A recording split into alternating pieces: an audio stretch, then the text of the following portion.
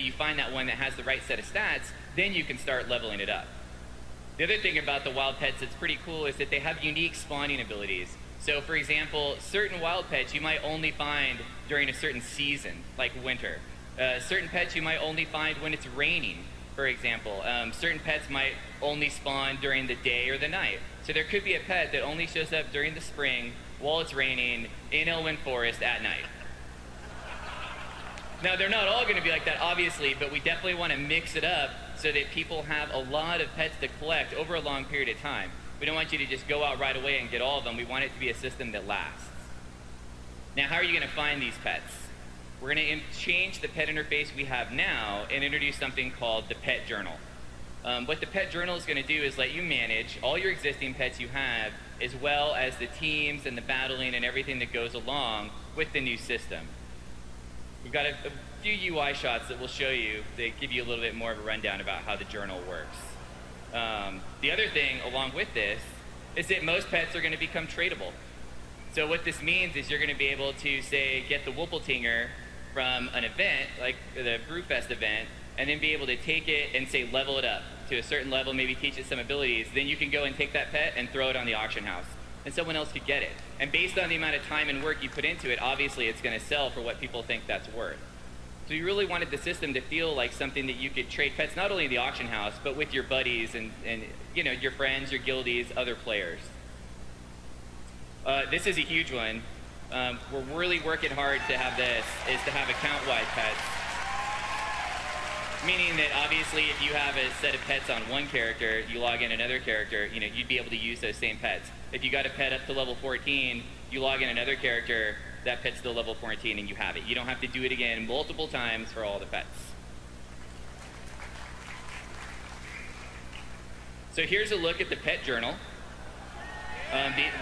Just like the mock-ups that Tom showed you earlier, these are all mock-ups of how we think the UI would work from our UI team. So over there on the left, you've got your list of pets. You can search and filter through to find the ones you want. And then over on the right, you can see that pet's stats. And then at the bottom, you can see the abilities that they've unlocked. We're looking at unlocking something like 6 abilities over 25 levels. And then on the right, there's an interesting spot called location. And if you click that, you're actually going to be able to find out where can you get this pet in the world. So instead of having to alt-tab out of the game, go to the web and go to a database site and try to find out, well, where can I find this guy? Where does he spawn? Where do I get him? Similar to what we did with the Dungeon Journal, where you could see all the items and find out what bosses drop them, you're going to be able to find out where to get all your pets straight out of the journal from within the game.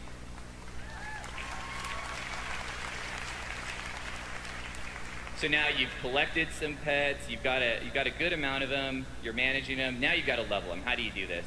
Well, you fight with other pets. And when you win battles, you earn experience, and experience levels your pet. As you level, you're going to learn new abilities that you can then use in battle. Now you're also going to have slots to place these abilities in. Every pet can use 3 abilities in battle at one time.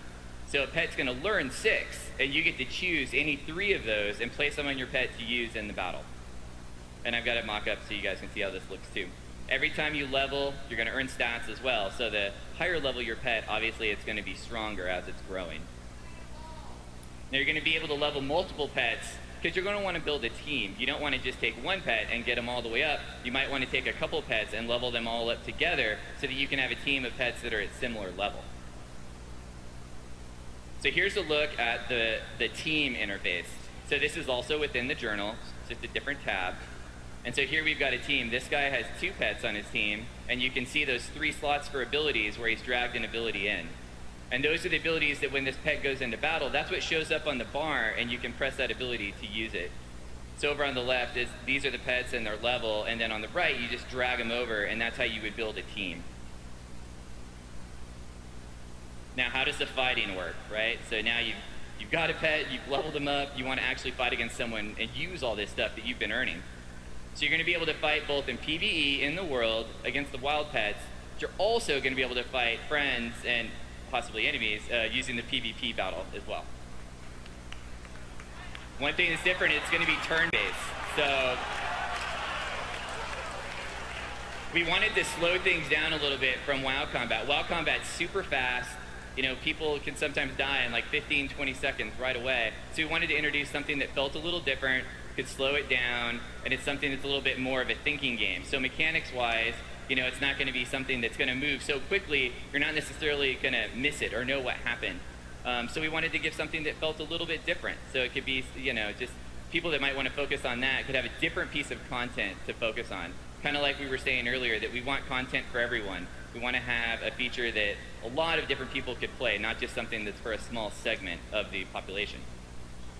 So you're going to fight with a team of 3, and we're going to allow you to queue. Just like we have dungeon queuing, you know, you'd be able to queue up and go against another group, and we'd look at the level of their pets so we could make sure that we put you against other pets that were within the same range. So hopefully you'd have a fight that feels something about the level that you could handle. So here's a look of what it would look like. This is just a mock-up. So one thing that's important is we want to keep the WoW characters in the scenes for the fights, because they're important. They're the ones that are collecting the pets. They're the masters of the whole system. So we want to have the WoW characters actually be a part of it. When your pet does an ability, you know, your guy might do an emote. He might do something that makes sense going along with that ability that you used. You can see the bar at the bottom has the abilities you'd be casting, and then you can see your other pets kind of underneath the portraits there. This is just a mock-up, like we said, but it's, you know, something we could envision it looking like. So customization, obviously, like I said earlier, naming your pets is a big thing. So you could have a pet that you've had for a really long time, and you finally be able to give them a name, and then see that name in battle. We're also talking about having items. So imagine the idea that you could have an item that we'd have an item slot on the pet. You can equip an item. Maybe you could even put gems in that item so you could modify the stats on the pet as well. So we could pull in some of the profession systems. You're going to be able to do individual builds like we were showing you earlier with abilities. So you can take a certain pet and change his abilities and change his slots out so that your team will feel different from other teams around you. And finally, we've kind of got this concept of masters. So you're going to be able, we wanted to really have people that are into the system feel like they could travel around the world and have a reason to go to other places. So you're going to be able to go to, like, say you're going to go to Daenerys and there's a goblin there that's really great with training mechanical pets. So you'd be able to go there and fight him, and if you can beat him, he'll grant you what we're calling a master ability. And then you could use that ability on any of your pets to fight in battle. So here's the look at how this could work. So this guy's got 3 abilities at the top right now, and then he's chosen a master. Then over on the right, we see the map, and that shows you where you can go to fight that master and the ability that you could get. So it just adds a little bit more depth and customization into the system as a whole. So that kind of wraps up the core features. So now I'm going to talk to you guys a little bit about some of the dungeons that we're expecting to have. We're looking at doing 9 new dungeons for Mists of Pandaria. We're super excited to be able to do a lot of different new dungeons, a lot of awesome looks. There's going to be 6 dungeons specifically on Pandaria that you're going to be able to fight in. We also have something coming back that we found was very popular with Cataclysm. Just a few updates of classics. And so we've picked a couple. Skullamask.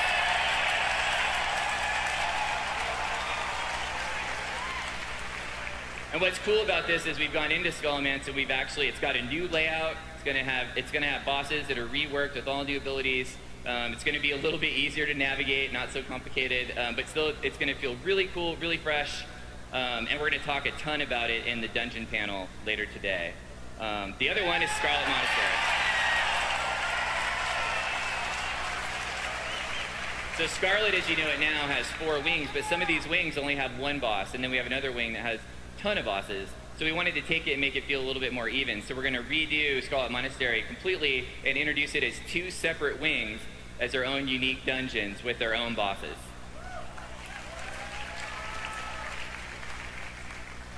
We got a few screenshots of a couple of the new dungeons. This is the Stormstout Brewery here. You're going to be helping Chin Stormstout recapture this brewery for his family heritage. This is a look at the Shadowpan Monastery. It's a really awesome outdoor dungeon. And this is the Temple of the Jade Serpent, which is in the first zone, the Jade Forest. It's another dungeon that goes indoor and outdoor. It's something we're trying to do with a lot of the dungeons, is get a whole different vibe with players going both indoor and outdoor at different times. So not to be left out, we're also obviously going to be introducing new raids. We're looking at having 3 raids to launch with. The races we're looking to feature in these raids are the Mogu and the Mantid, which we talked about a little earlier as kind of being 2 of our pillar enemy races. To definitely fit well into the whole raid vibe as far as having creatures that you're going to want to kill. So as you know, we're introducing Raid Finder with 4.3 for the Dragon Soul raid. In Mists of Pandaria, Raid Finder is going to be available for all raids, right from day 1. So all the raids are going to have essentially 3 difficulty levels of Raid Finder, Normal, and Heroic right off the bat. We think it's going to be great because it's going to give that other level for people that are looking to get into raiding a chance to do that with content that really fits for them.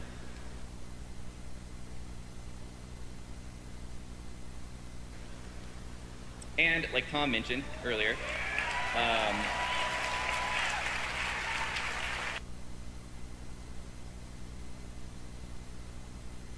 we're looking to bring back world raid bosses. I think the big thing here is that obviously there were problems with them originally, but I think we've figured out solutions to those problems, to the fact of them staying camped, to the fact that they drop very specific pieces of gear that players need. We've got solutions to those problems, so why not bring them back? They were something that players really liked, so that's something we really want to do here for Mists of Pandaria.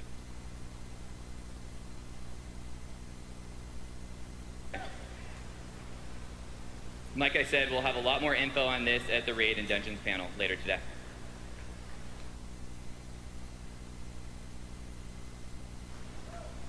So, questing. What's going on with quests in the new game?